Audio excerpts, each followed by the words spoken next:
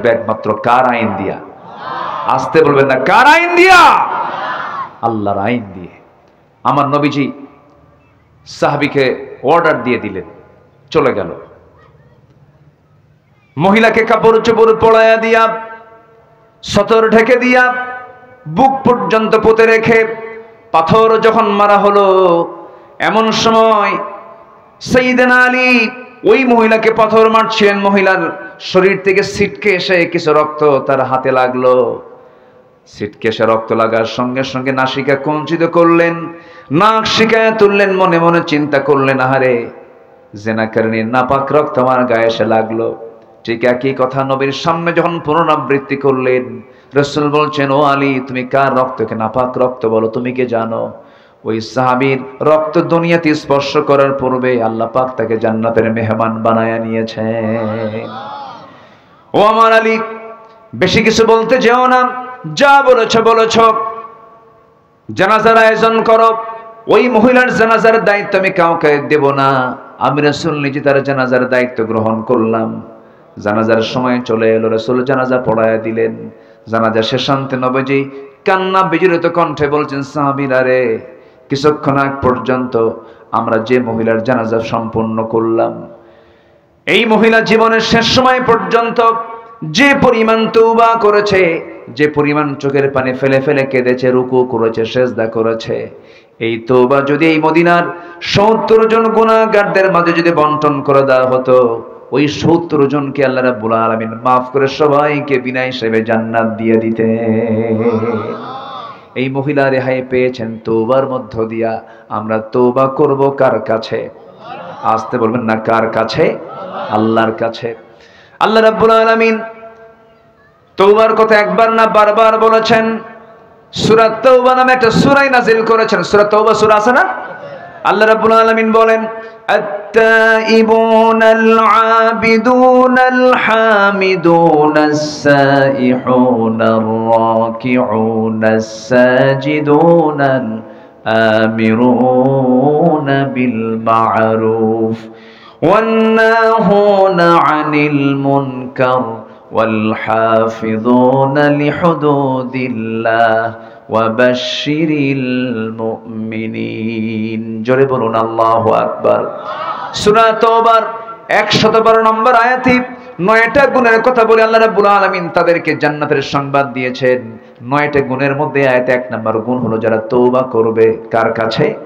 আল্লাহর কাছে। আমরা তওবা করব, বলবো আল্লাহ ভুল হয়ে গেছে, মাফ করো, আর এই ভুল জীবনে করব না। নামাজ ছেড়েছে, আজ থেকে নামাজ আর ছাড়বো না। মিথ্যা বলেছে, আজকে থেকে মিথ্যা আর বলবো না। তওবা করব আমি, ক্ষমা করবেন তিনি আমার কে? কে ক্ষমা করবেন? আল্লাহর ওয়াদা, আল্লাহ ক্ষমা করবেন। আমার গুনাহ হয়ে যাবে, ভুল হয়ে যাবে, কিন্তু ইচ্ছাকৃত কোনো গুনাহ করা যাবে না। নাম্বার ২, আত্মশুদ্ধির ২ নম্বর পন্থা হলো, জি ঠিক আছে, আপনারা থাকবেন তো আবার? হ্যাঁ, আপনারা থাকবেন না ইনশাআল্লাহ? ভাইজানকে আমি ছুটি দিয়েছি, কিন্তু আপনাকে কিন্তু ছুটি দেওয়া হয়নি। সবাই থাকেন। জি আলহামদুলিল্লাহ। জি জি আলহামদুলিল্লাহ। পিছনের লোকগুলো সামনে বসেন, মুরব্বি সামনে আসেন, বসেন। আপনি বসেন, এখানে বসেন, বসেন, এখানে বসেন, বসেন, ইজলিস। জি বসেন। মাশাআল্লাহ। হাফেজের বাপ, কিসের বাপ বলেন? এই লোকগুলো ওঠে কেন সামনে? যে এই যে ওই যে চলে গেল কেন? ওই যে ২ জন, আহা কিছু কয়ও না তো, বসেন, বসেন। আমি কি দোয়া করে দেব? আজ থেকে আমি কি দোয়া করে দেব? তাহলে উঠবেন না, কিন্তু কেউ উঠবেন না, একজন লোক উঠবেন না। আমি সবাইকে নিয়ে একসঙ্গে দোয়া করব, একসাথে। আমি সবাইকে নিয়ে আমি একসাথে শেষ করতে চাই। একটু আমাকে সময় দিবেন। ১৫:১২ বাজে। আমারও কষ্ট হচ্ছে যে আমি আপনাকে কষ্ট দিচ্ছি মনে হয়। কষ্ট পাচ্ছেন নাকি আপনারা? জি। আর একটু সময় আমি চেয়ে নিচ্ছি।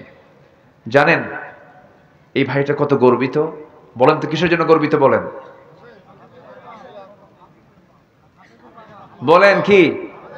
উনি নিজেও হাফেজ, কিন্তু তাহলে হাফিজ ইবনু হাফিজ, কি হাফিজ ইবনু হাফেজ, নিজেও হাফেজ, আবার হাফেজের বাপও। আল্লাহু আকবার বলেন। বিশাল ব্যাপার। গোটা পৃথিবী আপনার হাতে দিলে, আমার একটা আল্লাহ তাআলা সন্তান দিয়েছেন, ছেলে দিয়েছেন। যেদিন সে এরকম খতমের অনুষ্ঠান হয়, দস্তরবন্দির অনুষ্ঠান হয়, আমি তার ওস্তাদকে শুধু বললাম, গোটা পৃথিবী আমার হাতে তুলে দিলে আমি যে আনন্দ পেতাম, তার চাইতে বেশি আনন্দ পাচ্ছে আমার সন্তান আজকে হাফেজ হয়েছে। কি নেবেন আপনি দুনিয়াতে? কি পাবেন আপনি বলেন? আপনি হাফেজের বাপ, এর চাইতে বড় তৃপ্তি আর কি আছে? আল্লাহ নিজে হাফেজ, ওয়া ইন্না লাহু লাহাফিজুন। আল্লাহ নিজে হাফেজ, বান্দাও হাফেজ। সিবগাতাল্লাহ ওয়া মান আহসানু মিনাল্লাহি সিবগা। যার সিনায় কোরআন থাকে সে কেমনে জাহান্নামে যাবে বলেন? সে কেমনে জাহান্নামে যাবে? সম্মানিত ভাইয়েরা, চোখ বন্ধ করে সন্তানকে মাদ্রাসায় দিবেন, চোখ বন্ধ করে হাফেজ বানাবেন। আমি ওয়াদা করে যাচ্ছি, আপনাকে বলে গেলাম, যে সন্তান তার সিনার মধ্যে 30 পারা কোরআন তুলতে পারে, আল্লাহর কসম পৃথিবীর সকল জ্ঞান সে তার সিনার মধ্যে তুলতে পারবে। যে সিনায় কোরআন থাকে সেই সিনায় পৃথিবীর সব জ্ঞানই থাকবে, এটা মাথায় রাখবেন। যারা হাফেজ হয় তারা প্রচন্ড মেধাবী হয়, তাদের স্মৃতিশক্তি খুব প্রখর হয়, আর স্মৃতিশক্তির প্রখরতার জন্য কোরআনের হিফজ দরকার। আলহামদুলিল্লাহ। সম্মানিত ভাইয়েরা, এই কথাগুলো বলে ফেললাম ভাইকে দেখে। এখন আমার দিকে তাকান। নিজের নফসের শুদ্ধতার জন্য কয়টা পন্থার কথা বলেছি বলেন তো আপনারা? বলেন কয়টা? চলতেছে কয় নাম্বার? আরো আছে কয়টা? 9টা। নাম্বার 2 আসেন। একটু মনোযোগ দিয়ে কথাগুলো শুনবেন, মুখস্থ করে নেবেন, কোট করে নেবেন, হৃদয়ে গেঁথে নেবেন, কাজে লাগবে। এগুলো আমার পরামর্শ নয়, এগুলো পরামর্শ সরাসরি আমার আল্লাহ তাআলার। জোরে বলি সুবহানাল্লাহ। নাম্বার 2 হলো ওই বান্দা সফল, আত্মশুদ্ধির সফল পন্থা 10টা পন্থার মধ্যে নাম্বার 2 পন্থা হলো সালাতের প্রতি যারা যত্নশীল হবে, নামাজের প্রতি যারা যত্নশীল হবে। এটা হচ্ছে সফলতার আত্মশুদ্ধির 2 নাম্বার পন্থা। সালাতের প্রতি যত্নবান হওয়া। সব কাজ যেখানেই থাকুক না কেন, আজান যখন হয়ে যাবে, কাজ আগে না নামাজ আগে? বলেন বলেন, নামাজ আগে না কাজ আগে? নামাজ আগে। লাগবে না, দিয়েন না। নামাজটা আগে দরকার। কাজের অধীনে নামাজ নয়, নামাজের অধীনে কাজ। ভাই আমি এই কাজটা করে নামাজ পড়বো না, না আমি নামাজটা পড়ে এই কাজটা করব, এই কাজের মধ্যে টোটালি 100% বরকত দিয়ে দিবেন তিনি আমার কে? যেই গার্মেন্টসের মালিক, যে কারখানার মালিক তার কর্মচারীকে নামাজের জন্য ধমকায়, নামাজের সময় তাকে ফাঁকিবাজি বলে তার নামাজ পড়তে যারা বাধা দিয়ে দেয়, এই শিল্প তাকে জাহান্নামে নিয়ে যাবে। কারণ সকল কাজের আগে কার হক আদায় করা? বলেন আল্লাহর হক আদায়। নামাজটা কার হক? আসতে বলবেন না, নামাজটা কার হক? আল্লাহ রাব্বুল আলামিন সুন্দর করে বলছেন, قد أفلح من تزكى وذكر اسم ربه فصلى بل تؤثرون الحياة الدنيا والآخرة خير وأبقى إن هذا لفي الصحف الأولى صحف إبراهيم وموسى। জোরে বলুন আল্লাহু আকবার। কোন বান্দা সফল? মান তাযাক্কা, যে ব্যক্তি আত্মশুদ্ধি করতে পেরেছে। কি দিয়া? আল্লাহ বলছেন ওয়াযাকারা ইসমা রাব্বিহি ফাসাল্লা, যে ব্যক্তি আল্লাহর নামের জিকির করতে পেরেছে এবং নামাজটা আদায় করতে পেরেছে। আল্লাহর নাম আছে না নাই বলেন? আল্লাহর নামের জিকির করতে বলছেন তিনি কে? আসতে বলবেন না, তিনি কে? বলুন সুবহানাল্লাহ। জোরে জোরে জোরে সুবহানাল্লাহ। আরো জোরে আলহামদুলিল্লাহ। লা ইলাহা ইল্লাল্লাহু আল্লাহু আকবার। আরো জোরে আল্লাহু আকবার। এই 4টা শব্দ হলো সবচেয়ে বড় জিকিরের শব্দ। সুবহানাল্লাহ, আলহামদুলিল্লাহ, লা ইলাহা ইল্লাল্লাহ, আল্লাহু আকবার। এই 4টা জিকিরের পরিভাষা শিখিয়েছেন মুহাম্মদ সাল্লাল্লাহু আলাইহি ওয়াসাল্লাম। নামাজ পড়তে রাজি আছেন তো সবাই? কয় ওয়াক্ত নামাজ? আরো জোরে, আরো জোরে। আমার নবীজি সবচেয়ে রাগ করতেন কি না আদায় করলে বলেন? এবং আল্লাহ সবচেয়ে বেশি রাগ করেন কোন কাজ না করলে? নামাজ না পড়লে। এবং যদি প্রশ্ন করেন হুজুর আপনি কোরআন কি সামনে রেখে বলুন কোন অপরাধের শাস্তি সবচাইতে বেশি, কোরআন কি বলে দিয়েছে?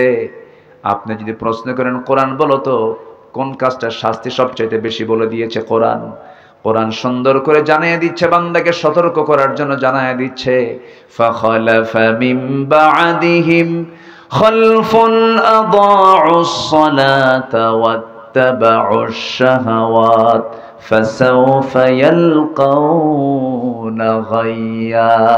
জোরে বলুন আল্লাহু আকবার।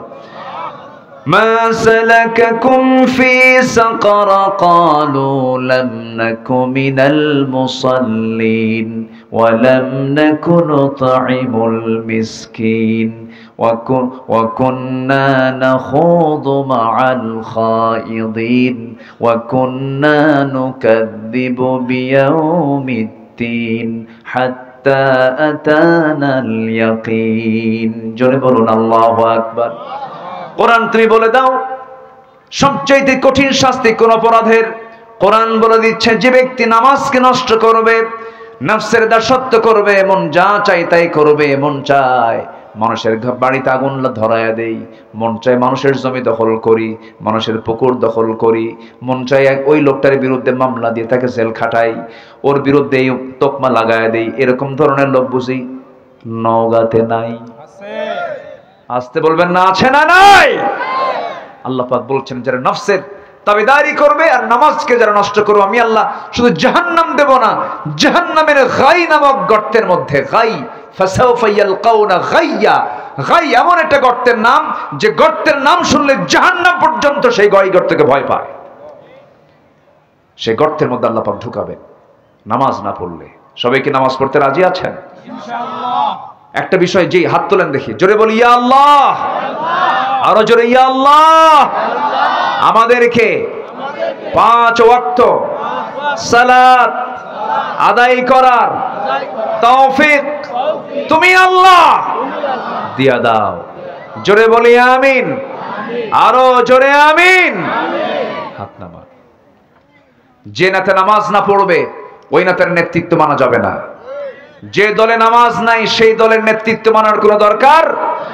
যে জনসভায় গেলে পরে ফজর, যে জনসভায় গেলে পরে জোহর কাজা হয়, আসর কাজা হয়, মাগরিব কাজা হয়, যে দলের দলীয় জনসভায় নামাজের কার্যসূচি নাই সেই দল করা হারাম, সেই নেতৃত্ব মানা যাবে না মুসলমানের। ঠিক কিনা? মানা যাবে না, মানবো না। নেতা মানতে গিয়ে আমাদেরকে হিসাব করে মানতে হবে, কারণ হাসরের দিন আল্লাহ তাআলা ব্যক্তি একজনকে তুলবেন না, ব্যক্তিকে তার নেতা সহ তুলবেন। ইয়াওমা নাদউ কুল্লা উনাসিম বিইমামিহিম, কিয়ামতের দিন আমি আল্লাহ প্রত্যেক ব্যক্তিকে তার নেতা সহ ডাকবো। যদি আপনার নেতা যদি গাঁজা খায়, গাঁজাখোরের সঙ্গে উঠতে হবে। যদি চাঁদাবাজ হয়, চাঁদাবাজ নেতার সঙ্গে আপনাকে উঠতে হবে। তাহলে বলেন নেতা নির্বাচন করতে গেলে আমাদের চিন্তা করার দরকার আছে না নাই? নেতা খারাপ হলে আমার জন্য হাসরের দিন বিপদ না নিরাপদ? বলেন বিপদ না নিরাপদ? মহা বিপদ হয়ে যাবে। আমরা এগুলোকে খেয়াল করার চেষ্টা করব। জোরে বলি ইনশাআল্লাহ, আর জোরে বলি ইনশাআল্লাহ। সম্মানিত ভাইয়েরা, সম্মানিত বন্ধুগণ, নামাজের ব্যাপারে আমরা যত্নশীল হব। আমার নবীজির লাস্ট মেসেজ, পৃথিবী থেকে যখন তিনি বিদায় নেন, বিদায় লগ্নে কিন্তু মানুষ পরিবারের কথা বলে, নিজের কথা বলে, সন্তানদের কথা বলে। আমার নবীজি বিদায়ের শেষ ভাষণ, বিদায়ের যে শেষ সেন্টেন্স, শেষ যে কথা, তা কি ছিল বলেন? আরো জন তা কি ছিল বলেন? নামাজ। বউ যদি নামাজ না পড়ে কি করবেন বলেন? বুঝাও কাম হয় না, কি করবেন? দেখছেন একজনকে পিটাতে হবে না কি জানি কইল।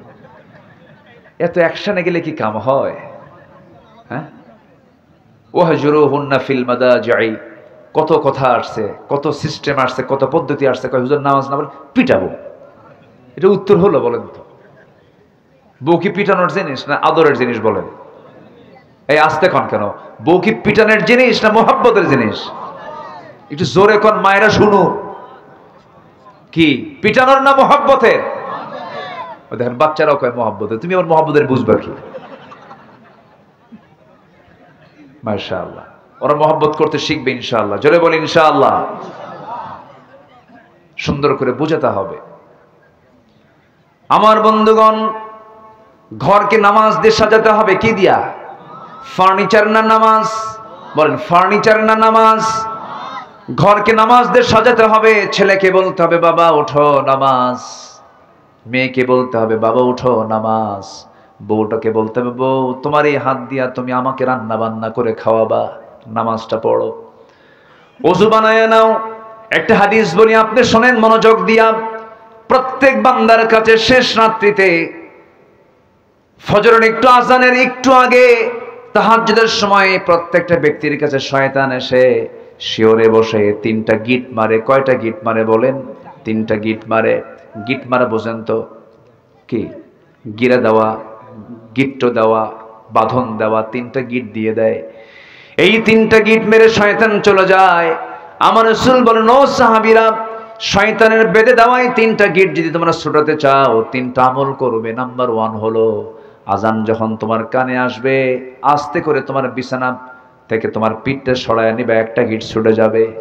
এরপরে তুমি সুন্দর করে ওযু বানাবে, 2 নাম্বার গিটটা ছুটে যাবে। এরপরে তুমি ওযু বানায় নামাজের নিয়তে মসজিদের দিকে রওনা দেবে। প্রত্যেকটা কদমে কদমে 10টা করে নেকি লেখা শুরু হয়ে যাবে। নামাজ যখন শুরু করবে 3 নাম্বার গিটটাও ছুটে যাবে। পরবর্তী 24 ঘন্টা শয়তান তোমার কাছে ওয়াসওয়াসা দেওয়ার জন্য আসার সাহস পাবে না। জোরে কোন সুবহানাল্লাহ। তো শয়তানের গিটটা ছুটানোর জন্য কোন নামাজ আগে দরকার বলেন? বলেন কোন নামাজ আগে দরকার? একটা আদর্শ গ্রামের বৈশিষ্ট্য কি? জোহরে মুসল্লি বেশি হওয়া, আসরে মুসল্লি বেশি হওয়া না ফজরে মুসল্লি বেশি হওয়া? ফজরে মুসল্লি বেশি হওয়া। ফজরে সবাই বাড়িতে থাকে, হিসাব হবে ফজরে কতজন মুসল্লি নামাজ পড়লো। এটা আদর্শ গ্রাম। সাজানোর দরকার আছে না নাই? সাজানোর দরকার আছে না নাই? সাজাতে হবে গ্রামটা। কি মাতব্বর যারা আছেন গ্রামের বৈঠক একদিন দিয়ে বলবেন শোনো এদিকে আসো, সারা জীবন অনেকের বিচার করলাম, মাতব্বরি করলাম, কিয়ামতের দিন আল্লাহ যদি আমাকে নামাজের ব্যাপারে প্রশ্ন করে বসেন, গ্রামের লোকজনকে নিয়ে নামাজের ব্যাপারে কোনো পরামর্শ করছিস নাকি বল, উত্তর দেব কি? সুন্দর করে ডাকবেন, ডাক দিয়ে বলবেন ও গ্রামবাসী তোমরা আমাকে দায়িত্ব দিয়েছো, আমি ফজরে মুসল্লি পাই না, আমি আল্লাহর কাছে কি জবাব দেব? একটু কেঁদে ফেলবেন, সবাইকে দরদ নিয়ে মোহাব্বত নিয়ে বলবেন। একদিন বলবেন, 2 দিনের বৈঠকে বলবেন, সুন্দর কাজ হয়ে যাবে। দেখবেন একটা গ্রামের প্রত্যেকটা বাড়ি থেকে যদি ফজরের সময় যদি মসজিদে চলে আসে, আল্লাহর কসম করে বলি ওই গ্রামটা হয়ে যাবে জান্নাতি গ্রাম। জোরে কোন সুবহানাল্লাহ। ঘরটাকে জান্নাতি ঘর বানায় ফেলেন। ফজর যখন হয়ে যাবে আপনি বাবা সবার আগে উঠবেন, ছেলেকে ডাক দিবেন, বলবেন সালাত সালাত সালাত সালাত সালাত সালাত, বারবার বলবেন। সুন্দর করে সে নামাজে দাঁড়ায়া যাবে। মসজিদে গিয়ে জামাত পান নাই, বাড়িতে আজান দিয়ে ফেলবেন। সুন্দর করে আপনি নামাজের ইমাম হয়ে যাবেন, আপনার বউ পিছনে দাঁড়ায়া যাবে। সন্তান ছেলে আপনার পাশে দাঁড়াবে, মেয়েরা তার মার পাশে দাঁড়াবে। এমন করে সুন্দর করে কাতার করে বাড়িতে নামাজের পরিবেশ তৈরি করে ফেলবেন। আপনি কি জানেন যে পরিবারে নামাজটা ঠিক মতো আছে, আল্লাহর কসম সেই পরিবারে শয়তান ওয়াসওয়াসা দিতে পারে না। সুন্দর করে নামাজের পরিবেশ তৈরি করবেন। বউটাকে আস্তে করে ডাক দিয়ে বলবেন, বউ দেখো তোমার সঙ্গে আমার কত গভীর সম্পর্ক, আমার যৌবন তোমার কাছে, তোমার যৌবন আমার কাছে। আমাদের দুইজনের সম্পর্কের মধ্যে দিয়ে যে সন্তানগুলো, ফুটন্ত গোলাপগুলো পরিবার সুন্দর করে ছড়িয়ে পড়েছে, আমার সন্তান তুমি কি চাও শুধু দুনিয়ার মার্কেটে একসঙ্গে যাব না, আমরা যদি জান্নাতের মার্কেট একসঙ্গে মার্কেটিং করতে চাই, চলো না আমরা দুজন মিলে নামাজ পড়ি। দেখবেন দুজন নামাজ পড়া শুরু হয়ে গেছে। সুন্দর করে বলবেন, আমার নবী দুনিয়া থেকে যখন বিদায় নেবেন, একবার হোশ একবারে বেহোশ, রবিউল আউয়াল মাস চলে আসছে, আমার নবীজির দেহের মধ্যে বিষক্রিয়া দেখা দিয়েছে। নবীজিকে ইহুদির বাচ্চারা বিষ মেরেছিল, বিষ খাদ্যের মধ্যে দিয়েছিল। আমার বন্ধুগণ, যে ইহুদির বাচ্চারা আমার নবীর মতো প্রাণপ্রিয় নবীর খাবারের মধ্যে বিষ ঢুকাতে পারে, সে ইহুদির বাচ্চারা মুসলমানদের কোনোদিন কল্যাণ করতে পারে নাকি? আসতে বলবেন না, পারে নাকি? অনেক নবীকে তারা হত্যা করেছে, অনেক পয়গম্বরদেরকে ঝুলায় মেরেছে। ওয়ায়াকতুলুনান নাবিয়্যিনা বিগাইরি হক। জাকারিয়া আলাইহিস সালাতু ওয়াস সালামকে করাত দিয়ে দুই টুকরা করে শহীদ করে দেওয়া হয়েছে। এরপর ইহা আলাইহিস সালাতু ওয়াস সালামকে জব করে দুনিয়া থেকে বিদায় করে দেওয়া হয়েছে। অনেক নবীকে মারা হয়েছে। আমার বন্ধুগণ, আমার ভাইরা, সেই নবীজি যখন ওই বিষক্রিয়ায় যখন আক্রান্ত হয়ে পড়লেন, নবীজির মুখ থেকে বারবার বমি বের হচ্ছিল, ঘাম, শরীর থেকে ঘাম ঝরতেছিল। রাসূল একবার হুঁশ একবারে বেহুশ। ওই অবস্থায় খোঁড়ায় খোঁড়ায় রাসূল আম্মা জান আয়েশার ঘরের সামনে গিয়ে দরজায় নক করলেন। দরজা খুলে গেল। ভিতরে ঢুকিয়ে বলছেন, আয়েশা, শরীরটা ভালো যাচ্ছে না, মনে হয় মারা যাবো, আমি দুনিয়াতে বাঁচবো না। মাথায় একটু পানি ঢেলে দাও তো। মাথায় পানি ঢেলে দেওয়া হলো। আজান হয়ে গেল। আজান যখন হয়ে গেছে, রাসূল বলছেন, আয়েশা, আমার বেলাল আজান দিল, আমি মসজিদে না গেলে কেমন হয়? নিজের গায়ে কোনো শক্তি নাই, সর্বশক্তি প্রয়োগ করে তিনি দাঁড়ানোর জন্য চেষ্টা করতে নিয়ে পারলেন না, মাথা চক্কর মেরে পড়ে যেতে নিলেন। আম্মাজান আয়েশা তাকে শক্ত করে ধরলেন আর বলছেন, ইয়া রাসূলুল্লাহি, আপনি জামাতে নামাজ পড়তে পারবেন? রাসূল বলছেন, মনে হয় আমি আর পারবো না জামাতে নামাজ পড়তে, কিন্তু আমার বেলাল তো আজকে আমাকে না দেখে আজান দিয়েছে, কান্নাকাটি করেছে আজানের মধ্যে, আমাকে দেখে নাই। ও আমার আয়েশা, নামাজ তো সময় মতো শুরু হয়ে যাবে, কি নামাজটা পড়াবে? আমার পক্ষ থেকে জানান দিয়ে দাও, আমার বন্ধু তোমার আব্বা আবু বকর যেন আমার মুসাল্লায় দাঁড়ায় নামাজের দায়িত্ব পালন করে নেয়। সময় হয়ে গেছে। নামাজের মুসাল্লা ইমাম নতুন আসছেন। সাহাবায়ে কেরামদের মধ্যে কান্নার রোল পড়ে গেছে। সাহাবীরা কান্দে, কান্নায় বিজড়িত হয়ে চিৎকার করে কাঁদতেছে। জানাজায় নামাজে সবাই হাজির হয়ে গেছে। আমার নবীজি বলছেন, আমার আয়েশা রে, আমার সাহাবীরা কান্দে কেন? আমাকে একটু ধরো তো। জানালার কাছে নিয়ে যাওয়া হলো। জানালার কাছাকাছি নিয়ে যাওয়ার পরে সেই জানালার ফাঁকা দিয়ে আমার রাসূল সাহাবায়ে কেরামদের নামাজের দৃশ্যগুলো দেখতেছিলেন। আমাদের আয়েশা তাকে ধরে আছেন। রুকুতে যান, সেজদায় যান। সাহাবায়ে কেরাম চোখের পানি ফেলে ফেলে কাঁদতেছেন, আওয়াজ দিয়ে দিয়ে কাঁদতেছেন। আমার নবীজির কান্নায় কোনো আওয়াজ নাই, কিন্তু চোখের কোনা বেয়ে বেয়ে টপ টপ করে পানি পড়ে। আম্মা জান আয়েশা তার হাত দিয়া সেই চোখের পানিগুলো বারবার মুছে দিচ্ছেন আর বলছেন, ইয়া রাসূলুল্লাহ, আপনি কাঁদেন কেন? আপনার সাহাবীরা তো নামাজ পড়ছে, তারা তো আল্লাহর হক আদায় করছে, আপনার কান্নার কারণটা কি? রাসূল বলছেন, আয়েশা রে, আমার যে চোখের পানি দেখতেছ, আল্লাহর কসম করে বলি, এই চোখের পানি আমার দুঃখের নয়, এই চোখের পানি আমার চরম আনন্দের পানি। তুমি কি জানো, এই নামাজ আজকে রাষ্ট্রীয় পর্যায়ে কায়েম হয়ে গেছে। এই নামাজ পড়তে গেলে মক্কার কুরাইশ আমার হাতের মধ্যে মূর্তি ঢুকায়া দিত। এই নামাজ পড়তে গেলে মক্কার কুরাইশ আমার পিঠের উপরে উটের পচা নারী ভরি চাপায়া দিয়েছে, মুক্ত জমিনে পড়ে গেছে। এই নামাজ কায়েমের সংগ্রাম করতে গিয়ে তায়েফের ময়দানে কাফেররা আমাকে চোকা চোকা পাথর দিয়ে রক্তাক্ত করেছে। দেখো, এই যে ক্ষত বিক্ষতের চিহ্নগুলো আমি লালন করছি, দেখো দেখো আমার শরীরে কত কত জখমের চিহ্ন, কত ক্ষতের চিহ্ন। এই নামাজ কায়েমের সংগ্রাম করতে গিয়ে উহুদের প্রান্তরে কাফের মুশরিকরা আমার দাঁত ভেঙ্গে ফেলে দিয়েছে। দেখো, দাঁত ভাঙ্গা দেহ নিয়া, দাঁত ভাঙ্গা মুখ নিয়ে দুনিয়া থেকে বিদায় নিতেছি। ওরে আয়েশা, এই নামাজ কায়েমের সংগ্রাম করতে গিয়া, ওই খন্দকের পরিখা খনন করতে গিয়া কোমরটা হারায় ফেলছি, কোমরটা সোজা করতে পারি না। ওরে আয়েশা, আজকে আমি আমার কোমর সোজা করতে পারি না খন্দকের পরিখা খনন করতে গিয়ে, এই শুধু নামাজ কায়েমের জন্য। সেই নামাজ কায়েম আজকে রাষ্ট্রীয় পর্যায়ে বাস্তবায়ন হয়েছে। এই চরম আনন্দে আমার চোখের পানি বের করতে বাধ্য করেছে। আয়েশা, মনে হয় বাঁচবো না, আমাকে একটু সহায় দাও, মাথায় পানি ঢেলে দাও। আমার নবীজি তার কাছ থেকে বিদায় নেবেন, এমন সময় বলছেন, ও আমার আয়েশা, আমার খাদেম আনাস কোথায় গেল? আনাসকে দেখি না। সাইয়েদনা আনাস নাই, আশেপাশে নাই। রাসূল বলেছেন, আমার আনাসকে খুঁজে বের করে আনো। আনাস বিন মালিক অনেক দূর থেকে তিনি বের হয়ে আসলেন। তার মুখে তখন দাড়ি ওঠে নাই, ছোট্ট মানুষ, 20 বছর বয়স তার। তাই সেই সময় রাসূল বলছেন, আনাস রে, যদি কোনো ভুল করে থেকে আমাকে মাফ করে দিও, তুমি আমার খাদেম, আমার কাছ থেকে দূরে দূরে থাকো কেন? কি হয়েছে? কোনো ভুল হলে মাফ চাই। সাইয়েদনা আনাস বলেন, ইয়া রাসূলুল্লাহি, মাফ আপনি চাবেন কেন? মাফ তো আমি চাই, আমি তো আপনার কোনো খেদমত করতে পারলাম না। আমি আপনার কোনো খেদমত করতে পারলাম না। 10টা বছর আমার মা আপনার কাছে আমাকে দিয়ে গেছেন, এই 10টা বছরে আমি আপনার খেদমত করতে যাব তো দূরের কথা, আপনি উল্টা আপনি আমার খেদমত করেছেন। বয়স কেবল হওয়া শুরু হলো, বুঝের বয়স আসলো। আমি আপনার জন্য দোয়া করি হুজুর, আপনি যুগের পর যুগ বাঁচেন, আমি আনাস আমি আপনার খেদমত করে যেন যেতে পারি। রাসূল সাইয়েদনা আনাসকে বুকের সঙ্গে জড়িয়ে ধরে বলছেন, আনাস রে, বুঝতে পেরেছি তোর আবেগ রে। আনাস, সাকরাতুল মউতের লক্ষণ আমার মধ্যে চলে আসছে, মৃত্যুর যন্ত্রণা আমার মধ্যে চলে আসছে, আমি যে কোনো মুহূর্তে দুনিয়া থেকে বিদায় হয়ে যাব। আনাস রে, আমি মনে হয় আর বাঁচবো না, তবে আমি আল্লাহর কাছে বলছি, আল্লাহ জান্নাতের খাদেম হিসেবে আমি কাউকে চাই না, তুমি আল্লাহ আমার জান্নাতের খাদেম, আমার দুনিয়ার আনাসকে আমার জান্নাতের খাদেম বানায় দিও। জোরে কোন সুবহানাল্লাহ। মান তাশাব্বাহা বিকওমিন ফাহুয়া মিনহুম। আমার নবী যেই কথাগুলো বলে দুনিয়া থেকে বিদায় নিচ্ছিলেন, এমন সময় বলছেন, আয়েশা দেখো তো আমার কলিজার টুকরা, আমার দেহের টুকরা, আমার ফাতিমা কোথায় রে, দেখো তো আমার ফাতিমা কই গেল। ফাতিমা নাম শব্দ নেওয়ার সঙ্গে সঙ্গে নবীর সামনে হাজির হয়ে গেছেন। কোন আওয়াজ নাই, কোন শব্দ নাই, শুধু চক্ষু বেয়ে বেয়ে টপ টপ করে পানি পড়ছে। রাসূল বলছেন, আরে ফাতিমা এইদিকে আয়। সহিহ সিয়াসিতের হাদিস, নবীজি তাকে পাশে বসালেন, কানের মধ্যে মুখ ঢোকায় বলছেন, কানে কানে কি যেন বললেন। আম্মাজান আয়েশা হাদিসটা বর্ণনা করে বলেন, কি যেন কানে কানে বললেন, কান্না থেমে গেল।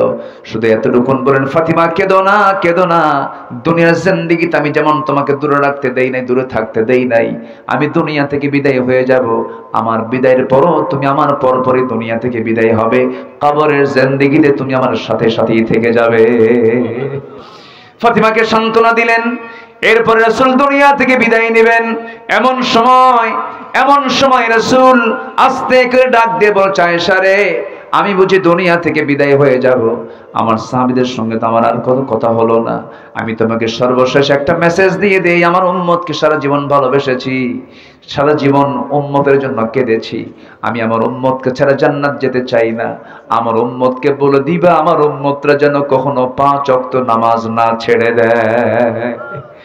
ভাইরা, সে নামাজকে আমরা পড়বো, জোরে বলি ইনশাআল্লাহ পড়বো পড়বো পড়বো। আত্মশুদ্ধির 10 পন্থা, নিজের জীবনের নফসের শুদ্ধির 10 পন্থা, 10টা পথ। এর মধ্যে 1 নাম্বার হলো তওবা করা, নাম্বার 2 হলো সুন্দর করে নামাজটা পড়া, নামাজটা আমরা পড়বো, জোরে বলি ইনশাআল্লাহ। নাম্বার 3 হলো সিয়াম সাধনা। সিয়াম সাধনার মাস তোমরা পাড়ি দিলাম, কিন্তু না, প্রত্যেক মাসে রোজা আছে না নাই? আসতে বলবেন না, আছে না নাই? যদিও নফল রোজা, কিন্তু আমার রাসূল কখনো নফল রোজা বাদ দেন নাই। সোমবার বৃহস্পতিবারের রোজা। যুবকরা, তোমার যৌবন কন্ট্রোল করতে পারো না, বিয়ে করতে পারছো না, সমস্যা, রোজা রাখো, চোখটা সংযত করো, যৌবনকে সংযত করো। রোজা এমন একটা ইবাদত, পৃথিবীর সব কিছুই দেখা যায়, সব ইবাদত দেখা যায়। নামাজে দাঁড়াচ্ছেন, দেখে ফেললো একজন, এরপরে দান করছেন, দেখে ফেলছে একজন, কিন্তু রোজাটা এমন একটা ইবাদতের নাম, পৃথিবীর কোনো মানুষের দেখার কোনো সাধ্য নাই। বান্দা রোজা আছে কি আছে না, সম্পূর্ণ খবর একমাত্র জানান তিনি আমার কে। এই যে আল্লাহ নিজে বলছেন, এই রোজাটা আমার জন্য, এটার পুরস্কার আমি আল্লাহ নিজ হাতে বান্দাকে জান্নাত বুঝায় দেব। জোরে বলে সুবহানাল্লাহ, আরো জোরে বলে সুবহানাল্লাহ। রোজা মানে কি জানেন? যার রোজা কবুল হবে তার জান্নাত ওয়াজিব হয়ে যাবে। আমি সাউথ কোরিয়াতে বছর 10 আগে গিয়েছিলাম। সাউথ কোরিয়া, দক্ষিণ কোরিয়া, ওই দেশের টোটালি মানুষ ম্যাক্সিমাম সব বৌদ্ধ, গৌতম বুদ্ধের তারা অনুসারী। তা আমার দেশের কিছু প্রবাসী সেখানে যায়, থাকে, চাকরি করে। এক প্রবাসী আমাকে গল্প করছেন, হুজুর, এক আমার মালিক, সে বৌদ্ধ, রোজার মাসে আমি রোজা আছি, তো সে রোজা বোঝে না, আমাকে বললো রোজা কি, হটস্কল রোজা, রোজা কি? তো আমি বুঝাই দিলাম, না খেয়ে থাকে। না খেয়ে থাকা কেন? পানি খাও। সে আমার সামনে একটা পানি দিল, পানির বোতল দিয়ে, পানি খাও। কিসের রোজা? কেন আল্লাহ আমাকে মানা করে? আল্লাহ আবার কিসের মানা করবে? কেন আল্লাহ আমাকে মানা করছে, এজন্য খাবো না আমি। আল্লাহ তোমাকে মানা করলো, ঠিক আছে, তুমি খাবা না, ঘরের মধ্যে লুকায় যা খাও। কি কথা কি বুঝতেছেন? মানে ও বোঝে না যে আল্লাহ লুকেও দেখে, এটা বোঝে না। তো বললো, আমার আল্লাহ এমন আল্লাহ যিনি লুকে খেলেও খায়, লুকে খেলেও দেখে, গোপনে খেলেও দেখে, প্রকাশ্যে খেলেও দেখে। আশ্চর্য হয়ে, তাই তোমার আল্লাহ গোপনেও দেখে, প্রকাশ্যেও দেখে, আর তুমি সেই আল্লাহকে ভয় করে রোজা আছো? তোমার দেশের মানুষ কি করে? আমার দেশের মানুষের সবাই রোজা রাখে। বলতেছে, তোমার দেশের মানুষ তো খুব বড় আল্লাহওয়ালা, কোনো অপরাধ করে না, কোনো চুরি ডাকাতি করে না, নাকি কি? আস্তে কয়, আস্তে কয়। তাহলে ওই বৌদ্ধের যে ধারণা, সেই ধারণাই তো রাইট। জানলার ভয়ে খায় না আড়ালে, জানলার ভয়ে কোনো পানি খায় না, কোনো কিছু খায় না, বৈধ স্ত্রীর কাছে সে যায় না আল্লাহর ভয়ে, সে তো আল্লাহ বলে, সে তার মতো ভালো মানুষ তো হওয়ার কথা না। তাহলে এত রোজাদার আমার দেশে থাকার পরও চুরি আছে না নাই, ডাকাতি আছে না নাই? তাহলে কেমন কি রোজা হলো আমাদের বলেন? তাহলে আত্মশুদ্ধির জন্য নকল রোজার দরকার না, আসল রোজার দরকার। বলেন কি রোজার দরকার? আসল রোজা। আমরা আসল রোজা পালন করব, জোরে বলি ইনশাআল্লাহ। নাম্বার 4 হলো আল্লাহর জিকির করা। আল্লাযীনা আমানু তাতমাইন্নু কুলুবুহুম বিযিকরিল্লাহ আলা বিযিকরিল্লাহি তাতমাইন্নুল কুলুব। জোরে বলুন আল্লাহু আকবার। নাম্বার 5 হলো আত্মশুদ্ধির জন্য নাম্বার 5 নাম্বার পথ হলো কোরআনের সাথে সম্পর্ক বেশি রাখবো আমরা। এই কিতাবের সঙ্গে সম্পর্ক বেশি যার, আল্লাহর সঙ্গেও সম্পর্ক বেশি তার। এই কিতাবকে সুন্দর করে পড়ব, তিলাওয়াত, কিরাআত, দিরাসাত, তাদাব্বুর সব মিলিয়ে আমার সঙ্গে কোরআনকে আমার সঙ্গে আমার লালন করতে হবে, বুঝতে হবে। আপনি কি জানেন এই কোরআন একদিন আমাকে আপনাকে সুপারিশ করে জান্নাতের দরজায় পৌঁছায়া দেবে? জোরে বলে সুবহানাল্লাহ।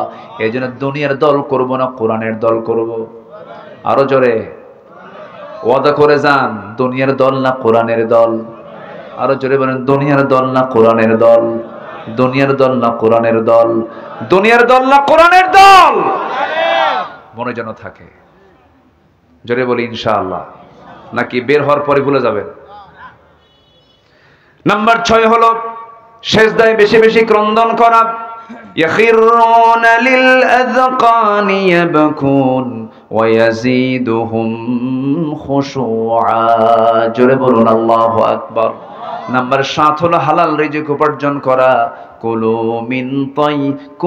মিনাত তাইয়্যিবাত ওয়া আমালু সালিহান ইন্নী বিমা তা'মালুনা আলিম। জোরে বলুন আল্লাহু আকবার। নাম্বার 8 হলো মিথ্যাচার ছেড়ে দেওয়া, গীবতকে বর্জন করে ফেলা। মিথ্যাচার করা যাবে না, গীবত করা যাবে না, ইমানদারের মুখ থেকে মিথ্যা কথা বের হবে না। ইমানদার যে, তার মুখ থেকে মিথ্যা বচন কখনো আসবে না, মিথ্যা বচন সে করবে না, মিথ্যা কথা সে বলবে না, মিথ্যা সাক্ষী সে দেবে না। আমার দেশে এমন সাক্ষ্য দেখেছি বিগত 16 বছর, সাক্ষীর জন্ম হলো 76 আর ঘটনা হলো 71। হ্যাঁ কি কি বলেন বলেন কি ঘটনা? কি 71? সাক্ষীর জন্ম কোন সাল? 76। তাহলে 5 বছর আগের ঘটনা সে জানলো কেমনে? রুহের জগৎ থেকে সে চোখ দিয়ে দেখছে।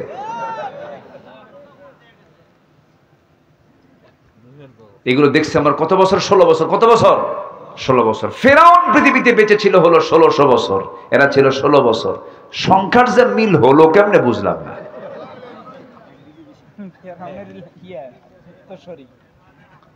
আল্লাহ তাআলা এদের কিছু উদাহরণ দিয়েছে, জানেন? আল্লাহ তাআলা এদের কিছু উদাহরণ দিয়েছে। যেরকম আল্লাহ তাআলা মশার উদাহরণ দিয়েছেন। কিসের উদাহরণ বলেন তো? মশা। মশা মশা কি করে আমাদের বলেন? কামড়ায় কিনা? মশা কামড়ায়। আল্লাহ তাআলা কোরআনের ভিতরে মশার কথা বললেন, তো কাফেররা বলল ফায়াকুলুনা মাযা আরাদাল্লাহু বিহাদা মাসালা। তোমার আল্লাহর কি দরকার ছিল যে এই মশার উদাহরণ কোরআনে ঢোকানো? এত বড় একটা কিতাব, এটা এর মধ্যে মশা কেন? বলে ফেলল। কিন্তু কেন যে মশা ঢুকালেন, এই যে এ দেখেন, বুঝবেন। আচ্ছা বলেন তো, মশাকে দেখে আমরা ভয় পাই না মশা আমাকে দেখে ভয় পাই? বলেন বলেন। আমি কি মশাকে দেখে ভয় পাই না মশা আমাকে দেখে ভয় পায়? মশারি টাঙ্গায় কে? কে মশারি টাঙ্গায়? তাহলে ভয় পায় কে? কি ঠিক আছে কিনা বলেন? আচ্ছা, তাহলে ছোট্ট মশা, কিন্তু এই মশা এত ভয়ঙ্কর। এডিস একটা মশা আছে, যার কামড় খাইলে প্রায় অনেক রোগী মারা যায় কিনা? মারা যায় কিনা বলেন? মারা যায়। তো এই মশাকে ছোট চোখে দেখার কোনো সুযোগ নাই। আল্লাহ পাক মশার উদাহরণ দিয়েছেন। সূরা বাকারার মেবি 22-26 নম্বর আয়াত আল্লাহ তাআলা এই মশার উদাহরণ, ইন্নাল্লাহা লা ইস্তাহি আন ইয়াদরিবা মাসালাম মা বাউদাতান বলেছেন, এটা গোলতা শেষে আছে, এটা মুয়ান্নাস। মশা কামড় মারে পুরুষ মশা না স্ত্রী মশা? বলেন, কি মশা কামড়ায়? পুরুষ মশা কামড়ায় না মহিলা মশা কামড়ায়? আরে মহিলা মশা কামড়ায়, এটা জানতে হবে তো, আমরা কামড়াই না। না, আবার মাদেরকে দোষ দেওয়া যাবে না। এখানে কিন্তু মহিলা না, এখানে মহিলা মশা। মহিলা কি? মশা। আচ্ছা, মহিলা মশা কামড়ায়। এই মহিলা মশাটা কামড়ায় আল্লাহ পাক ১৫০০ বছর আগে কিন্তু মহিলা মশার কথাই বলেছেন। এই মশাটা যখন আপনার হাতে যখন পড়ে, আপনার চামড়ায় যখন পড়ে, ভাইটার এই যে চামড়ায় যখন পড়লো কোনো মশা যখন পড়লো, মশা পড়ার সঙ্গে সঙ্গে মশা আগে চিন্তা করে ওর চোখ থেকে আমি কেমন করে আড়াল হব, সেজন্য না টের পায়। সে মশাটা যখন কোনো চামড়ায় পড়ে, চামড়ায় পড়ার সঙ্গে সঙ্গে সে তার মুখের সামনের একটা অংশ থেকে কিছু মেডিসিন সে বের করে ফেলে। দেখবেন দুনিয়াতে কোনো অপারেশন যদি জটিল হয়, অ্যানেস্থেসিয়া করে, অজ্ঞান করে। কি করে? অজ্ঞান করে, অ্যানেস্থেসিয়া করে। এই জায়গাটা সেলাই দেবে, অ্যাক্সিডেন্ট করেছেন, যদি আপনি এইটুকু অংশ যদি সেলাই অ্যানেস্থেসিয়া না করেন, অজ্ঞান না করেন, ওই যে ব্যথার তীব্রতায় আপনার মৃত্যু হতে পারে। এই জন্য আগে অ্যানেস্থেসিয়া করে নেয়। মশা যখন কোন চামড়ায় যখন পরে আগে করে কি? আগে অ্যানেস্থেসিয়া করে, আগে অজ্ঞান করে নেয়। ও সলিমুদ্দি এমন ভাবে আমার হুল ফুটাবো, তোর 14 গোষ্ঠী টের পাবে না। অ্যানেস্থেসিয়া করে নেয়, এরপরে হুলটা ফুটায় নিয়া যতটুকু পরিমাণ দরকার ততটুকু খেয়ে নিল। এরপর আস্তে করে সে উঠে যায়, আপনি টের পেলেন না। কিন্তু কিছু কিছু মশা আছে বেহুশ মশা। কি মশা আছে? বেহুশ মশা। খাওয়া যে শুরু করছে আর থামে না, এত খাওয়া খায়, ওর পাখা দিয়ে যে সরবে সে ওর শক্তিও শেষ হয়ে যায়। কারণ তার দেহের চাইতে তখন তার খাওয়ার ওজনটাই বেশি হয়ে যায়, খাদ্যের ওজনটা বেশি হয়ে যায়, আর নড়তে পারে না, শীত হয়ে পড়ে আর মরে। বিগত 16 বছর যারা ক্ষমতায় ছিল তারা খাইছে হুঁশ না বেহুশ হয়া? হুঁশ না বেহুশ হয়া? তাহলে মশার উদাহরণ যে আল্লাহ দিয়েছেন কি ব্যাঠিক না ঠিক? দেখেন আল্লাহ কত আগে ওদের মশার উদাহরণ দিয়ে দিচ্ছে। এত খাওয়া খাইছে, দেশ থেকে পাচার করেছে। দেশের অর্থ যারা বাহিরে পাচার করে, ওদের নেতৃত্ব চিরদিনের জন্য আমার দেশ আমরা হারাম ঘোষণা করে দিলাম। ঠিক কিনা? ওরা দেশের শত্রু, সব সম্পদকে তারা পাচার করে দিয়েছে। চুরি করছে, চুরি কর, দেশি থো, দেশি খা, দেশের মানুষ থাকুক, তাও তো হতো। কি কর্মসংস্থান হতো। কষ্ট পাচ্ছেন নাকি আপনারা? রাতের বেলা আপনি শুয়ে আছেন, আলো দেখতেছেন, ঘরে আলো, লাইট দেওয়া, একটা মশাও নাই, কোথাও একটা মশাও নাই। লাইট বন্ধ করাও সারা 10 মিনিট বিছানায় শুয়ে পড়েছেন, 4-5টা মশা এসে আপনার নাকের ডগায়, কানের কাছে এসে সারে গামা পাধানিসা। কি ঠিক কিনা কর? আপনার চোখে ধরা পড়লো না মশা, ও আপনার দেখলো কেমনে? বিজ্ঞান বলতেছে প্রত্যেকটা মশা 75 ফিট দূর থেকে টের পায় এখানে কোন সলির মধ্যে শুয়ে আছে। 75 ফুট দূর থেকে। আর এই যে ভন ভন ভন ভন যে আওয়াজ হয়, মনে হয় ট্রেন যাচ্ছে। ট্রেন কি যাচ্ছে? তো এই আওয়াজ যে হয়, এই আওয়াজ কিন্তু ওর ভোকাল কর্ডের আওয়াজ না, কণ্ঠের আওয়াজ না, এটা হচ্ছে পাখার আওয়াজ। কিসের আওয়াজ? পাখা। বিজ্ঞান বলতেছে, প্রাণীবিদরা বলতেছেন, একটা মশা প্রতি সেকেন্ডে তার পাখা ঝাপটান মানে হলো 400 থেকে 500 বার 1 সেকেন্ডে। আজ পর্যন্ত কোন দ্রুতগামী কোন মেশিন পৃথিবীতে এই মশার মতো দ্রুত গতিতে পাখা না ঝাপটাতে পারে এমন কোন মেশিন পৃথিবীতে আবিষ্কার হয়নি। সুবহানাল্লাহ বলবেন না? তাহলে আল্লাহ যে আইয়াদরিবা মাসালাম মা বাউদাতান ফামা ফাওকাহা, এটা কি ভুল করেছেন? না, আল্লাহু আকবার বলেন। কথা তো অনেক দিকে চলে আসে, কিন্তু এই দিকে তো 12:30 বেজে গেল। আমি শেষ করে দিলাম। আলোচনা চলো, আলোচনা চলো। হুজুর মরুক, অনেক গরম তো। জি আলহামদুলিল্লাহ, আলহামদুলিল্লাহ। আমি খুবই খুশি যে রাত বসে এত রাতে আপনারা গরমকে উপেক্ষা করে, প্রচন্ড গরম কিন্তু মানুষের দেহের সাথে দেহ লেগে একদম আপনারা সব ত্যাগ থেকে হয়ে গেছেন। ঘর্মাক্ত দেহ হয়ে গেছে আপনাদের শরীর থেকে, মানে এখন একটা মানে চরম একটা ভাব বের হচ্ছে, আমি ফিল করছি। উপরে আবার ঢাকি দেওয়া আছে, এর মাঝেও বসে আছেন। আল্লাহর কসম, কোরআন এর মোহাব্বত না থাকলে বসে থাকা যায় না। বলি আলহামদুলিল্লাহ, জোরে বলি আলহামদুলিল্লাহ। সম্মানিত ভাইয়েরা, তাহলে আমরা মিথ্যা বলবো না সত্য বলবো? মানুষের কিছু প্রশংসা করবো না গীবত করব? পারলে প্রশংসা করব, গীবত করার দরকার নাই। নাম্বার 9 হলো অহংকার করা যাবে না, আত্মগরিমা করা যাবে না। অহংকার কার? অহংকারটা করা কার হক? অহংকারটা কার হক বলেন? আল্লাহ অহংকার করবেন, আল্লাহর যোগ্যতা আছে, বান্দার কোনো অহংকার করার কোনো যোগ্যতা নাই। একটু দেহটা ভালো, বডি ভালো, 86 কেজি ওজন, 6 ফুট লম্বা, চেহারাটা লাল টকটকা, চুলটা কালো, চোখটা ডাহুক চোখ, প্রশস্ত কপাল, ভ্রুটা সুন্দর, ফিটিং বডি খুব ভালো, রাস্তায় যখন হাঁটে বুঝায় আমি একখান মাল। এরকম আছে না নাই বলেন তো? আছে। কিন্তু তুমি কতটুকু কি আল্লাহ ভালো বোঝেন, বেশি না, খালি পিছন দিয়ে শুধু একটু ডাইরেক্ট লাইন করে দেওয়া দরকার। কি লাইন বলেন? ডাইরেক্ট লাইন যদি হয় আর 7-8 বার যদি যাওয়া আসা করো, তোমার ফিটিং বডি শেষ, মাল থাকবে না, অচল হবে। কি হবে? কি হবে? অচল। অতএব দেহের অহংকার করা যাবে না, সম্পদের অহংকার করা যাবে না, ক্ষমতার অহংকার করা যাবে না। আজ থেকে 8 মাস আগে যার কথায় প্রশাসন উঠতে বসতো, সেই মহিলা আজকে গোটা পৃথিবীর কোথাও জায়গা পাচ্ছে না। অহংকার দেখানো যাবে না। ক্ষমতার অহংকার না, অর্থের অহংকার না, দেহের অহংকার না, কোনো অহংকার দেখানো যাবে না। নাম্বার 10, শেষ তো হলোই মোটামুটি, আমি শর্ট করে বলে ফেললাম। নাম্বার 10 হচ্ছে তাকওয়া অর্জন করব আমরা। তাকওয়া মানে হচ্ছে সেই গুণ, যে গুণটা হচ্ছে সকল প্রকার হারাম থেকে যে ব্যক্তি নিজেকে বিরত রাখতে পারে, সে হচ্ছে মুত্তাকি। বলি আলহামদুলিল্লাহ। হারামকে হারাম জেনে হারামকে বাদ দেব, আমি জান্নাত বুঝে নেবো। কাল আমি হারামের কাছে যাইও নাই, তুমি আমার জান্নাত বুঝাই দাও। জোরকান সুবহানাল্লাহ। আমি হারাম ছেড়ে দেব, আল্লাহ আমাকে কি বুঝাই দিবেন? জান্নাত বুঝাই দিবেন। আসুন আল্লাহ পাক আমাদের নফস, আমাদের কলব, আমাদের রূহকে সুন্দর করে সাজানোর তৌফিক দান করুন। জোরে বলি আল্লাহুম্মা আমিন। নফস হচ্ছে লেজিসলেটিভ, এরপরে রূহ হচ্ছে অ্যাডমিনিস্ট্রেটিভ, আর কলব হচ্ছে ফেডারেটিভ। এই তিনটাকে আমরা অত্যন্ত সুন্দর যত্নের সঙ্গে আমরা এটাকে লালন করব। নফসকে প্রশ্রয় দেব না খারাপ কাজের জন্য। যুবকরা নোংরামি করবা না। বিয়ের আগে কোনো প্রেম হয় না, প্রেম হবে হলো বিয়ের আগে না বিয়ের পরে? বিয়ের আগে করে ফেলবে। ওই যে যেটা হাইব্রিড হয়, হাইব্রিডে কিন্তু কোনো বরকত থাকে না।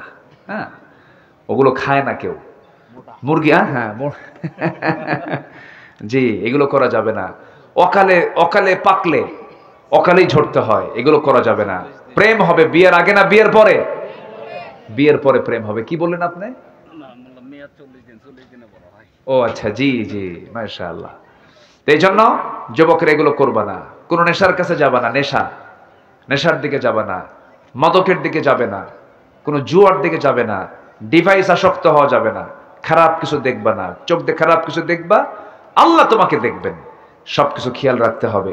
একটা মোবাইল অপ্রাপ্ত বয়স্ক ছেলের কাছে রাখা মানে পাশে একটা মহিলাকে বসে রাখা, পার্টনার করে দেওয়া।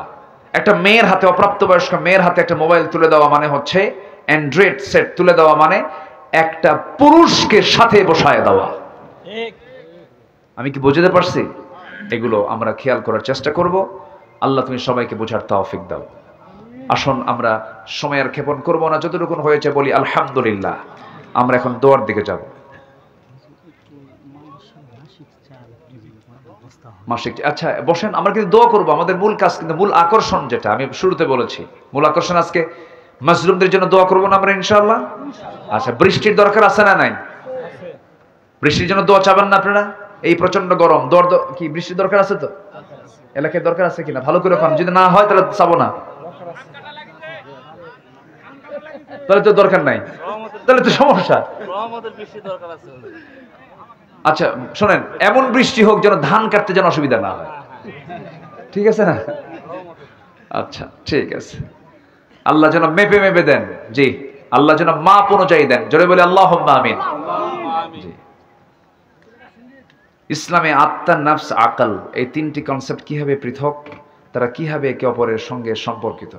এ তো অনেক লম্বা কথা। আমি শেষ অবশ্য বলেছি নাফস, কালব এবং রূহ, অ্যাডমিনিস্ট্রেটিভ, লেজিসলেটিভ, এটা হচ্ছে ফেডারেটিভ। অনেক লম্বা কথা, তো আমি এটা বলবো কেমন। এখন ইসলামের রিবার সুদ তো হারাম হলেও বর্তমান সময় ইসলামী ব্যাংকিং কীভাবে শরিয়া অনুযায়ী কাজ করে দাবি করে, আদতে এতে কোনো চাতুরতা রয়েছে? শোনেন, আমাদের যে মূল রাষ্ট্রায়ত্ত যে ব্যাংকগুলো, এর সুদ আছে না নাই বলেন তো? আছে। তো এর মধ্যে থেকে একটু বাঁচার জন্য চেষ্টা করছে। আপনি বাঁচার চেষ্টা করবেন না? আপনি বাঁচার জন্য এই শরিয়া বোর্ড রেখে কিছু ব্যাংক তারা চেষ্টা করছে মন্দ থেকে, মানে অন্তত কিছু থেকে আমরা বাঁচার চেষ্টা করি। আমি নেব না, এটা পারবেন না, আপনাকে নিতে হচ্ছে, কিন্তু আপনি দিবেন না, আমি সুদ দেব না, এই কাজ শুধু করতে পারবেন আপনি, কিন্তু আপনি নিতে বাধ্য হচ্ছেন। আপনি দেশের নাগরিক, পরোক্ষ হলেও আপনি সুদের সঙ্গে জড়িত। আমার কথা কি বুঝতেছেন আপনি? তখন আপনি জড়িত নন যখন এই দেশটা ইসলামী হুকুমত, ইসলামী রাষ্ট্র যখন কায়েম হবে, তখন আপনি 100% বলতে পারবেন যে আমি সুদ থেকে মুক্ত হতে পেরেছি। আচ্ছা, আপনি মাহফিলে আসছেন, ডান পথে এসেছেন না বাম পথে এসেছেন বলেন? না, গাড়ি নিয়ে আসছেন আপনি ডান দিকে না বাম দিকে? বাম দিকে। এদেশের ট্রাফিক আইনটা কি বামে চলা না ডানে চলা? বলেন ডানে চলা বামে চলা? কিন্তু ইসলাম কি বলে? ডানে চলো। তাহলে আপনি হাজারো বড় আল্লামা হন, পীর সাহেব হন, পীরে মোকাম্মেল হন, রাস্তায় হাঁটতে গেলে আপনি ডানে হাঁটবেন না বামে হাঁটবেন? বামে। কেন? এদেশের আইনটা আছে এটা। তো আপনি চাইলে তো পারতেছেন না, কিন্তু আপনি আপনার মতো করে যখন চলতে যাবেন, আপনার অধীনস্থ যারা থাকবে সেখানে আপনি চেষ্টা করে যদি শরিয়া বোর্ড কায়েম করে যদি বাঁচার চেষ্টা করেন, অন্তত মন্দের ভালো আছে না? মন্দের ভালো তো আছে, এতটুকু আপনি বাঁচতে পারলেন। আপনি বলতে পারবেন আল্লাহ আমি কিছু চেষ্টা করেছি, আমি 100% শরিয়া তারা ফলো করতে পারে এটা আমি বলতে পারবো না। এটা কেমনে বলবো? আমার পক্ষে এটা বলা সম্ভব নয়। তবে তারা চেষ্টা করছে, আমরা চেষ্টাকে সাধুবাদ জানাই, বলি আলহামদুলিল্লাহ। জি আসেন। ওরে জি, দেখা যাক ইনশাআল্লাহ। হ্যাঁ, আমরা এখন দোয়া দোয়া দোয়া নাকি আর তো কোনো কাজ নাই? ও মাসিক চাল মাদ্রাসা চলে। সবচাইতে চাল সুন্দর বিখ্যাত কোন জেলা বলেন? কোথাকার চাল সবচেয়ে দেশে বেশি পরিচিত বলেন? মোটা চাল না চিকন চাল? চিকন চাল। নাজির শাহ। জি আলহামদুলিল্লাহ। নওগাঁর চাল গোটা দেশে সমাদৃত। আলহামদুলিল্লাহ বলেন। আল্লাহ তুমি এই এলাকার বান্দাদের আবাদে বরকত দিয়ে দাও, জোরে বলি আমিন। তো দান না করি বরকত নিবেন, এটা কেমন হয়? তো এটাকে মাসিক ভাবে আপনি বলতেছেন নাকি? মাসিক চাউল, মাসিক ভাবে যদি এক বস্তা দেয় এরকম না? আচ্ছা, প্রত্যেক মাসে কত বস্তা চাল লাগে আপনাদের? মাসে 6 বস্তা লাগে। তাহলে তো অনেক ছাত্র। তো আমি কয় কেজিতে এক বস্তা? ও 50 কেজি। এই তো মনে হয় খুব বেশি হবে না ইনশাআল্লাহ। আমি একটা মাপ আছে কিন্তু 100 কেজিতে আছে, একটা আছে না যেটা 64 কেজিতে ছিল, 50 কেজি 25 কেজি হয়েছে, এখন কমায় গেছে। আচ্ছা, 50 কেজিতে এখন এক বস্তা, আমরা এটাই মাথায় নিচ্ছি। 50 কেজি করে। এখানে এতিমও আছে তো না? এতিম আছে না? এতিম আছে। আপনি এতিমকে খাওয়াবেন, আল্লাহ আপনাকে জান্নাতে খাওয়াবেন, বলি আলহামদুলিল্লাহ। যে এতিমকে খাওয়ায় তার জন্য জান্নাত ওয়াজিব হয়ে যায়। এটা বিশাল ব্যাপার। কিন্তু একটা চান্স আসছে, মাসে আপনি 50 কেজি করে দিবেন। এই মাদ্রাসায় একটা মাস চলে গেলে 50 কেজি দিবেন, আল্লাহ আপনাকে এটার জন্য বিশাল পুরস্কার দিবেন ইনশাআল্লাহ। এরকম কেউ কি আছেন দিতে পারবেন যে হুজুর আমি প্রত্যেক মাসে এতিমদের জন্য, এই দুস্থ অনাথ, এই গরিব ছাত্রদের জন্য আমি একটা বস্তা চাল আমি দেবো? এরকম কে আছেন দেখি? এতগুলো মানুষের মধ্যে এরকম ভাগ্যবান কেউ আছেন কি দিতে পারবেন? আচ্ছা, আব্দুল মালিক নামে একজন ভাই, তিনি ইতিমধ্যে লিখে দিয়েছেন, তিনি এক বস্তা চাল প্রত্যেক মাসে দিতে চেয়েছেন। 12 মাসে 12 বস্তা, অর্থাৎ কত? 600 কেজি না নাকি? 600 কেজি। হ্যাঁ, 600 কেজি হচ্ছে। জি আলহামদুলিল্লাহ। আল্লাহ তুমি তার দানকে কবুল করো, জোরে বলি আল্লাহুম্মা আমিন। এরকম কেউ কি আছেন যে একটা মাসে আসলে, একটা মাস শেষ হলি 50 কেজি চালের দাম কত? মানে 3000 টাকা না?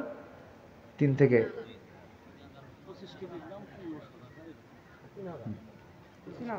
হ্যাঁ 3000 টাকা দাম হবে। জি 3000 টাকা, এক বস্তা চাল। আমার কোন ভাই আছেন একটু মেহেরবানি করে দিলটা নরম করে দেওয়ার চেষ্টা করবেন। আল্লাহ তুমি সবাইকে দেওয়ার তৌফিক দাও, জোরে বলি আল্লাহুম্মা আমিন। আমি কোথাও সময়কে ক্ষেপণ করিনি, আমি একটা জিকিরও দেই নাই আলোচনার মাঝে।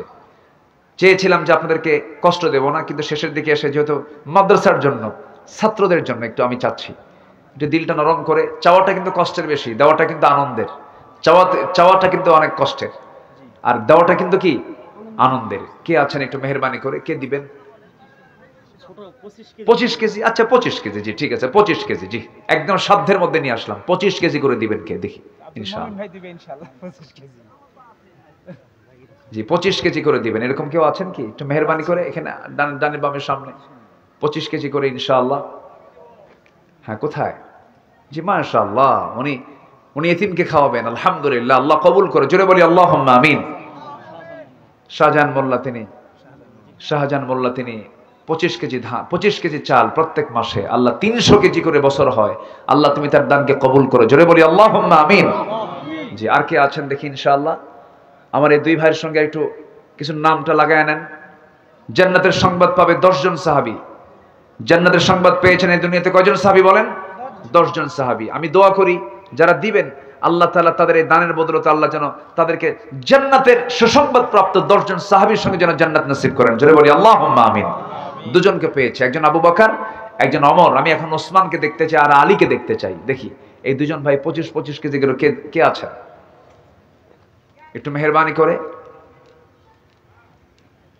একটু জিকির করে লা ইলাহা ইল্লাল্লাহ, লা ইলাহা সুবহানাল্লাহ আলহামদুলিল্লাহ, লা ইলাহা।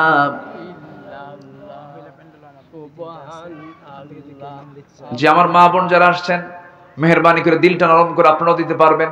আল্লাহ তুমি সবার দানকে, যে নিয়তে দান করেছেন তাদের দান কবুল করো, এবং নতুন করে আমি যেটা চাচ্ছি আল্লাহ তুমি তাদেরকে নতুন করে প্ল্যান করে দান করার তৌফিক তুমি আল্লাহ দিয়ে দাও, জোরে বলি আল্লাহুম্মা আমিন। জিকির করি লা ইলাহা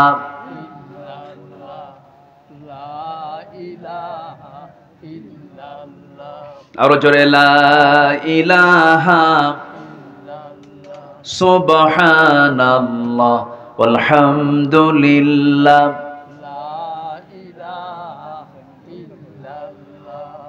লা ইলাহা ইল্লাল্লাহ মুহাম্মাদুর রাসূলুল্লাহ সাল্লাল্লাহু আলাইহি ওয়াসাল্লাম। আমরা একটু নামাজের মতো করে বসি, নামাজের মতো করে তাশাহুদের সূরাতে আমরা বসে যাই। আমরা আল্লাহর কাছে চাবো। দেব কি এখন নতুন করে আসছে কিছু লোক? আচ্ছা ঠিক আছে, দোয়ার মধ্য দিয়েই আমরা শেষ করে দেব। তার আগ দিয়ে আবারও একটু, আপনারা তো দান করেছিলেন 12টার আগে, একটু 12টার পর একটু বারকাতান তাহাজ্জুদের সময় হয়ে গেছে, যদি কিছু দিতে পারেন একটু চাদর যাবে দোয়ার মধ্য দিয়েই। দোয়া হাত থাকবে, আপনি যদি সুযোগ পান এর মধ্যে আপনি দিতে পারবেন ইনশাআল্লাহ। সবাই বলে সুবহানাকাল্লাহুম্মা ওয়া বিহামদিকা আশহাদু আল্লা ইলাহা ইল্লা আনতা আস্তাগফিরুকা ওয়া আতুবু ইলাইকা।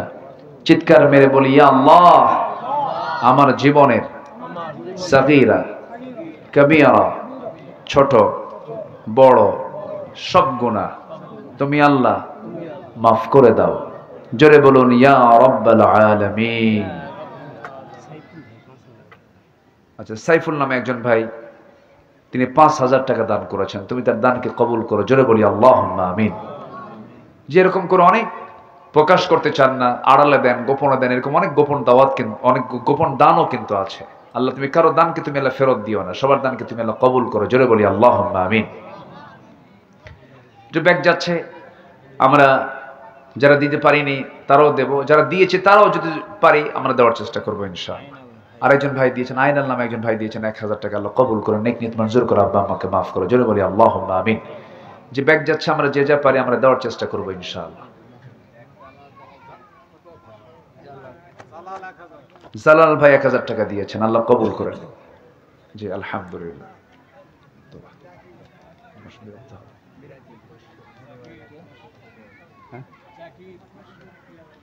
জি আলহামদুলিল্লাহ। আর কে আছেন দেখি, একটু দিলটা নরম করে।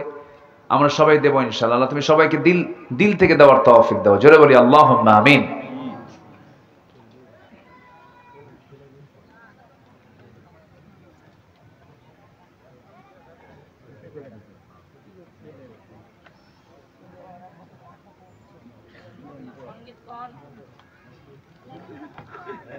জি জি, আশেপাশে অনেক মাইয়াত শুয়ে আছেন, আমরা তাদের জন্য দোয়া করব। অনেক কবরবাসী আছেন, কবরবাসী আছেন আশেপাশে, অনেক কবরের বাসিন্দা আছেন যারা অসহায় হয়ে পড়ে আছেন। আমরা সেই অসহায় কবরবাসীর জন্য আমরা দোয়া করি, আল্লাহ যেন তাদের কবরের সমস্ত আযাবকে মাফ করে দেন। জোরে বলি আল্লাহুম্মা আমিন। এই আশাবাদ কামনা করছি। অনেক প্রবাসী ভাইরা আছেন, প্রবাস জীবন আছেন, তারা অনেক দান সাদকা করেছেন। শিরিন এবং সাফিয়া নামে দুজন মহিলা, একজন 1000 আর একজন 500 টাকা দান করেছেন। আল্লাহ কবুল করো, নেক নিয়ত মঞ্জুর করো, আব্বা আম্মাকে মাফ করো। নিয়ত করে দিবেন, নিয়ত করবেন আপনি, কবুল করবেন কে? আল্লাহ তাআলা। অসুস্থ আল্লাহ পাক সুস্থ করে দিবেন, রোগাক্রান্ত রোগমুক্ত করে দিবেন, ঋণগ্রস্ত দান করে আপনি আল্লাহর কাছে যাবেন এবং দোয়া করবেন আল্লাহুম্মা ইন্নী আউযু বিকা মিনাল হাম্মি ওয়াল হাযানি ওয়াল আজাজি ওয়াল কাসালি ওয়াল জুবনি ওয়াল বুখলি ওয়া দালা'id দাইনি ওয়া গালাবাতির রিজাল। এরকম করে আমরা আল্লাহর কাছে দোয়া করব। আল্লাহ অবশ্যই আমাদের সকল বিপদ আপদ থেকে আল্লাহ পাক আমাদেরকে হেফাজত করবেন। আল্লাহ কবুল করুন। জোরে বলি আল্লাহুম্মা আমিন।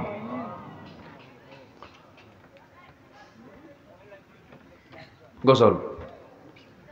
এলোকে কাবার ধারে আধার চিড়ে চিনিস না কি রে, ওকে ও মা আমেনার কোল জোড়ে চাঁদ জানিস না কি রে।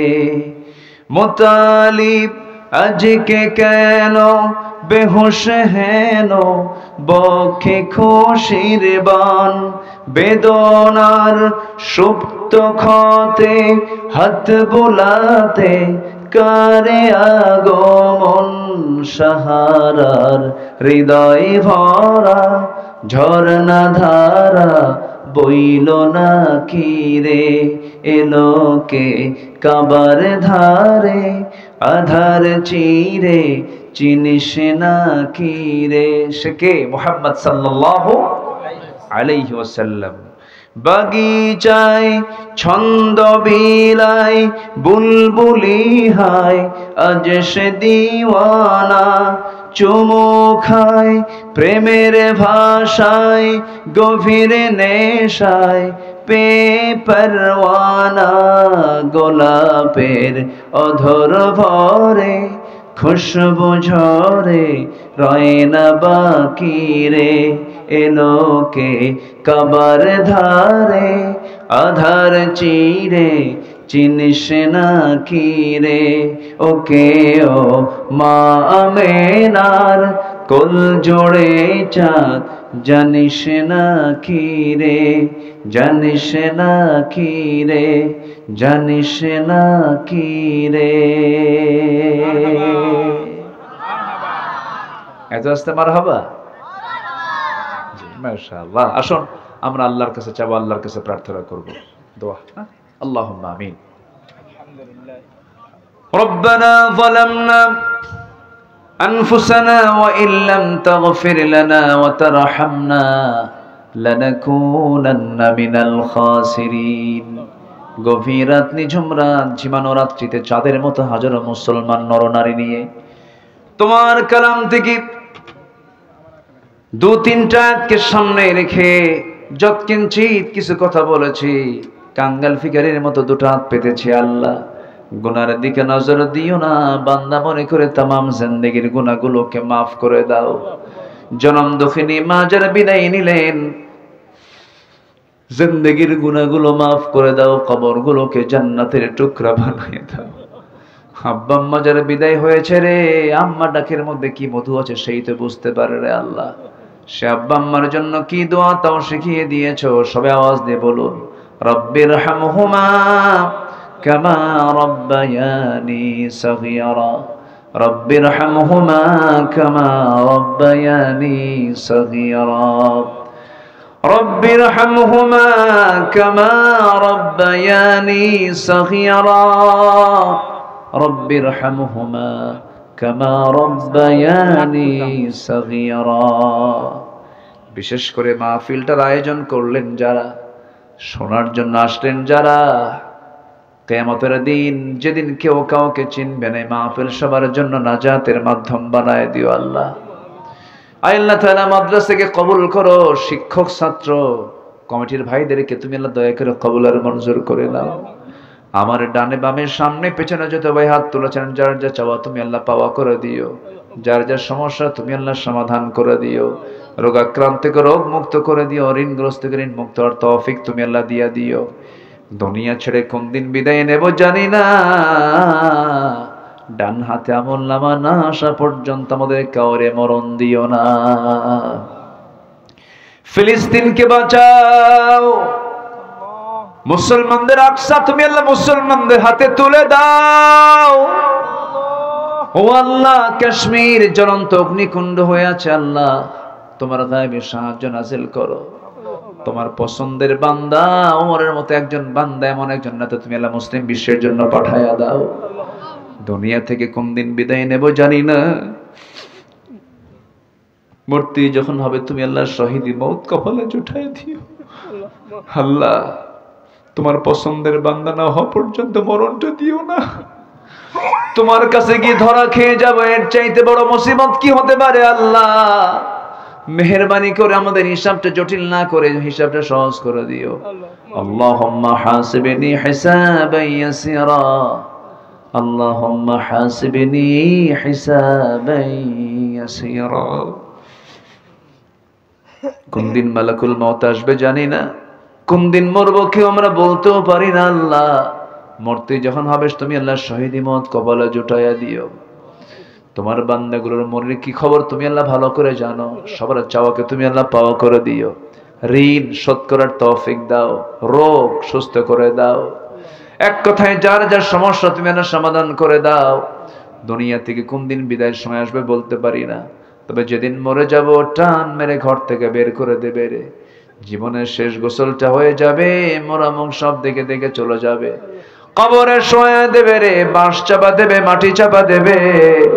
24 ঘন্টা যাবে না মাথার চুলগুলো খসে খসে পড়বে, 3 দিন যাবে না চামড়াগুলো গলে গলে পোকার পেটের খাবার হয়ে যাবে।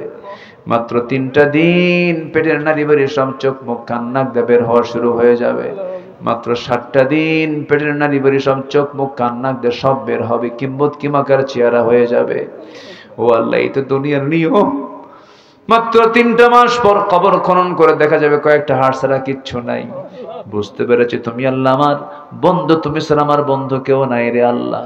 সে অন্তিম সময়ে যখন চলে আসবে জবানে জারি করে দিও লা ইলাহা ইল্লাল্লাহ মুহাম্মাদুর রাসূলুল্লাহ। আসসালামু আলাইকুম ওয়া রাহমাতুল্লাহি ওয়া বারাকাতুহু।